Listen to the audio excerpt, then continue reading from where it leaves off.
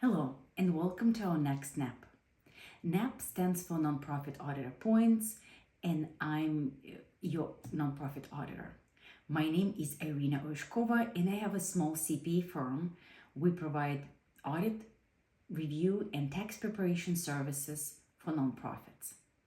I've been serving nonprofit communities for many years, and creating NAP is my way of saying thank you to nonprofit communities and giving back of my knowledge. These videos are not authoritative, they simply me as an auditor sharing my experience and knowledge with nonprofit members and community. Being an auditor and serving nonprofits for many years, I realized there is a big lack of understanding of accounting, financial, and compliance aspects of running nonprofit organization. Therefore, I wanted to explain some areas and knowledge that I have and put this in very small videos for nonprofit communities. Hopefully, you will find them useful. And today we will continue discussion of Board of Directors members' responsibilities. In the previous videos, we talked about what Board of Directors means, who are members of the Board of Directors, what is some of their duties, and we will continue discussing following duties in this video. If you want to see the full aspect of the board responsibilities, you might want to revisit the previous videos. But today we will be talking about duty of loyalty of each board member. In order to start the discussion, I want to remind that to listeners that overall Board of Directors, it's a governing body. This is the highest body of every nonprofit organization, which primary functions is oversight and establishing mission, strategies, and ensuring that nonprofit is fulfilling its mission and becomes a sustainable, robust organization and help the community for which it's purpose to serve.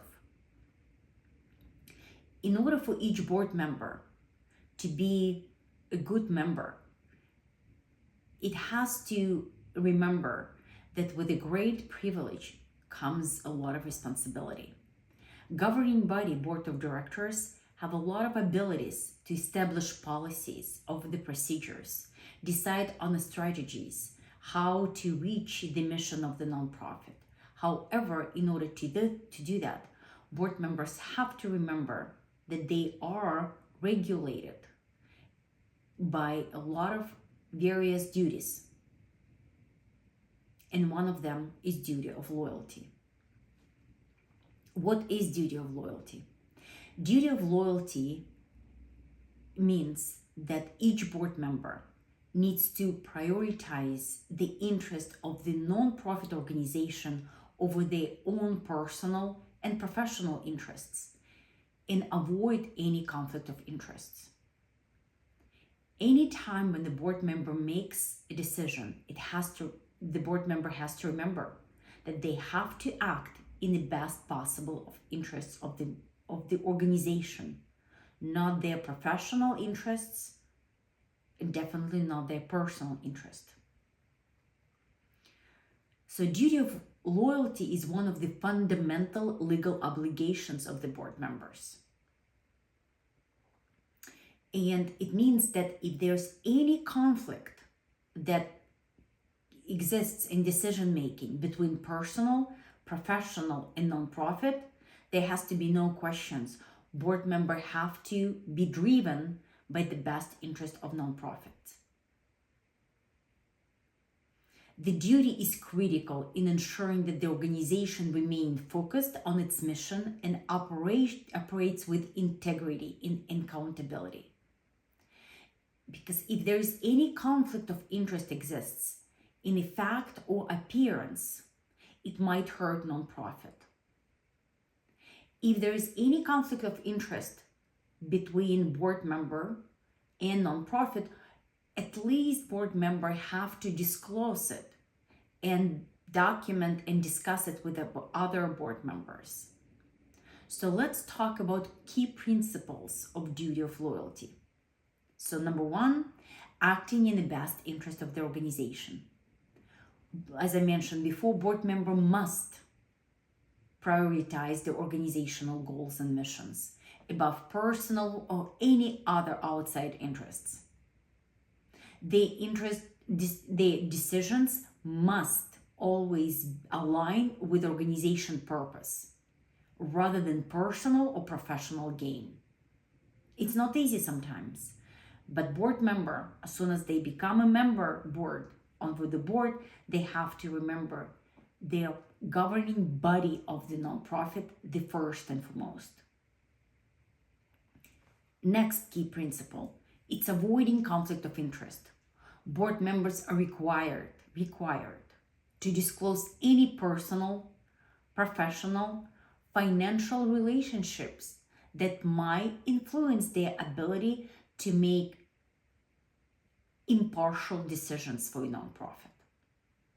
If there is any contracts or dealing that nonprofit might be considering or having with relatives, could be on a personal level, professional level, that information must be disclosed. Maintaining confidentiality, another important key element of duty of loyalty. What does it mean? Board member must protect sensitive information of the organization, including financial data, donor details, any strategic plans, from being disclosed or misused for personal advantage. If nonprofit knows some confidential information that potentially can be used against nonprofit, the board member have to make sure it's preserved confidential information. And last is very critical element, is no personal enrichment. Absolutely. A board member must not exploit any position and their position for financial and other personal gain, whether through contracts, employment opportunities, or other involvement in transactions. If the board member see that potential dealing can personally benefit a member, they have to stop and think what can be done to avoid personal enrichment, or at least have a proper disclosure, documentation, and conclusion why that personal enrichment is in the best interest of nonprofit organization. Let me give you a couple examples of violation of duty of loyalty. For example, when the board member owns a catering business and advocates for their company to be hired by a nonprofit for upcoming event without disclosing the ownership. Despite competitive bids from other vendors, board member pressured the organization to hire their own company. It's very good example of violation of duty of loyalty, because in this case, board member was driven by personal and business enrichment rather than the best interest of the nonprofit organization, because it was not financially advantageous bid for the nonprofit. How to overcome such violation? The board member should have disclosed that the ownership. The board member should have vouched and why it would be in the best interest of non-profit to hire the catering company, and if such a case, it needs to be documented, and then non-profit can work with this catering company. Another example is misuse of confidential information. In my personal experience, I've seen the misuse of confidential information. And a good example would be when a board member learns during the meeting that nonprofit is planning to sell the building due to various reasons. The board member secretly contacts couple potential buyers and agrees with them to buy the property, which eventually could be sold for gain, and the board member can benefit it either professionally or financially. It's a very good example of the violation of duty of loyalty, because in this case, board member was driven not by the best interest of the nonprofit organization, but the personal self-enrichments. In a very similar example would be for self-dealing. Scenario would be a nonprofit needs a consultant for major project and board members hire their own consulting firm without disclosing the relationship or allowing the board to seek the competitive bids. Sometimes executive director or one board member saying, I know who we need to hire, I know they're qualified, I know they will do a good job, and that's it. That's a self-dealing. It would be violation of duty of loyalty. Additionally, I want to discuss one more duty that board member has in this video. It's duty of obedience. Duty of obedience is very important in my opinion, and that's what I see very often as an auditor. What does duty of obedience means? The board members must ensure that the nonprofit complies with applicable law, regulation, or its own governing documents, such as bylaws, mission. Sometimes we as auditors see that board members either not aware of the law and regulation, do not put effort in learning law and regulations, or they do believe it's not a big deal, or they intentionally violate law and regulations because they, in their system of beliefs, something else is more important.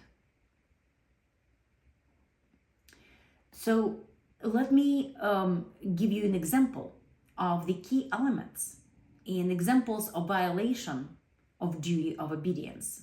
First of all, adhering the mission. The board members must ensure that the organization's activities align with the organization mission. It includes program activities, expenditures, etc. Very common example, what we see here. For example, the organization mission is to help great apes. If its specific mission of the organization means that the organization cannot start helping dog shelters, cat shelters, or spend money for any other great and important purposes because it's not in accordance with mission. Why? Because when the donors give money to the nonprofit whose mission is to help great apes, they are giving their dollars to help great apes. If nonprofit believes that they want to expand the mission or change it, they have to change their article and make sure that they change their mission. But before the mission is still the same, help great apes, nonprofit have to continue spending its dollars only in accordance with its mission. Regardless how noble or great other missions could be, the mission of the nonprofit is stated in the documents and need to be obeyed. Another key element, compliance with law and regulations. Board is responsible for ensuring that the organization complies with federal, state, local laws, tax exemption requirements, any charitable solicitation law, employment regulations. That's direct responsibility of the board members. But in order for the board member to know the law, as we discussed in the previous video, we know that the board member need to follow its duty of care be informed, obtain necessary information, and in the duty of obedience, board member needs to make sure that the nonprofit follows this law and regulation. For example, we can see sometimes that the board members do not oversight and ensures that the nonprofit file their tax forms on time. It can lead for nonprofit to have very substantial fees for late filing. Or even worse, we can see that nonprofit can lose its exempt status and not able to solicit funds from the public. It will stop operating as a nonprofit. In my personal experience, I also saw when, unfortunately, nonprofit did not have enough funds to pay money to payroll providers, and they start paying payroll by themselves without paying any payroll taxes to tax agencies. That against the employment regulations and law. Why it happened? Because none of the board members was aware what potential it can lead. And it's a violation of law. If you treat employees as independent contractors versus employees, it can lead to a lot of violation and a lot of financial troubles later on for a nonprofit. Number 3, another key element, it's the following governing documents. Nonprofits are governed by bylaw and articles of incorporations. So it means that, again, in duty of care, each board member need to have a copy, understand the organization bylaw, and make sure that they follow the bylaw and articles of incorporation as they are written.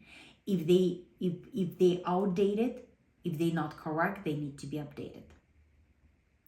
And the last but not least, which we see as an auditor very often, it's respecting the donor intent. As we know, nonprofits are funded by donor donations. Donations comes in various forms, and some of them comes with restrictions. Restricted donations can come restricted by time, by specific purpose.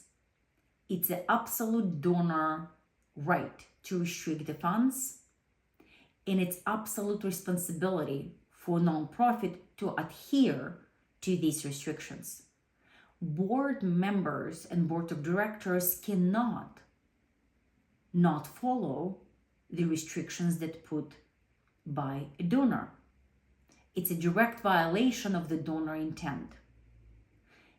What it means, each donation given by donors needs to be properly accounted, whether restricted or not restricted, and if restricted, what is it restricted for?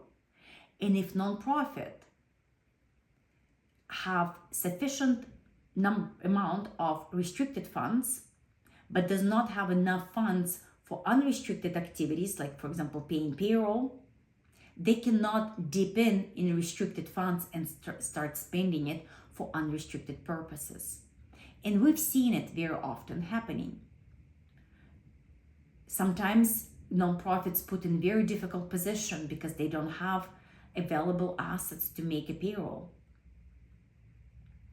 But they do have some reserve that restricted for other purposes. In this case, board needs to make a decision and contact donor, see if the restrictions can be lifted, or the board members needs to find other sources. They can borrow, they can look for other funds to see how they can make their payroll or other required payments. We will talk in other videos if the nonprofit encounter liquidity problems, such as making payroll often. The board needs to have a serious discussion and conversation to see if it's even feasible for the organization to continue. Maybe there has to be other solutions discussed in order for the organization to be able to continue its operation. Maybe it can be mergers, maybe it can be through acquisitions, and so forth. Thank you so much. So today we discuss two very important duties of the board: duty of obedience and duty of loyalty. Thank you so much for being here with me. Be kind and be smart. And I will see you in the next nap. Have a wonderful day.